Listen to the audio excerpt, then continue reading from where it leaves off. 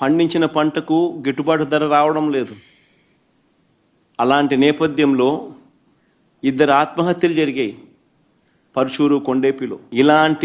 ఇలాంటి పరిస్థితుల మధ్య అక్కడ జరుగుతా ఉన్న పరిస్థితుల మధ్య రైతులకు సంఘీభావంగా ప్రతిపక్ష నాయకుడు అక్కడికి వెళ్తే ఆ కార్యక్రమంలో రైతులు, ప్రజలు పెద్ద ఎత్తున పాల్గొంటే దాదాపుగా 40,000 పైచిలుకు మంది ఆ కార్యక్రమంలో పాల్గొంటూ ఆ ప్రోగ్రాం జరుగుతా ఉన్నప్పుడు 40 మందే, ఎంచినా కూడా అంతకన్నా ఎక్కువ మంది కూడా కనపడరు. 40 మందితో నువ్వు 40,000 మంది జరిగే ప్రోగ్రాం మీద రాళ్ళు వేయాలని ప్రయత్నం చేస్తావు. ఆశ్చర్యం కలిగించే విషయం అది. ఏం జరుగుతా ఉంది? రైతుల సమస్యలు హైలైట్ కాకూడదా? రైతుల సమస్యల తరపున ఎవరు రైతుల తరపున మాట్లాడకూడదా? రైతులకు సంఘీభావంగా ఎవరు వెళ్ళకూడదా? రైతుల సమస్యలు అనేటివి ఎవరు పట్టించుకోకూడదా? 40,000 మంది ప్రజలు, రైతులు పాల్గొన్న కార్యక్రమంలో 40 మంది చేత నువ్వు డిస్టర్బ్ చేయాలని ప్రయత్నం చేస్తావు. ప్రయత్నం చేసి ఇంకా రైతులు, ప్రజలు సమన్వయం పాటించారు కాబట్టి 40,000 మంది 40 మంది మీద పడలా. ఒకవేళ పడుంటే పరిస్థితులు ఏ మాదిరిగా ఉండేదో నేను చెప్పాల్సిన అవసరం లేదు. ఎవరైనా ఊహించుకోగలుగుతారు. 40 మంది చేత గొడవ నువ్వు చేయిస్తావు,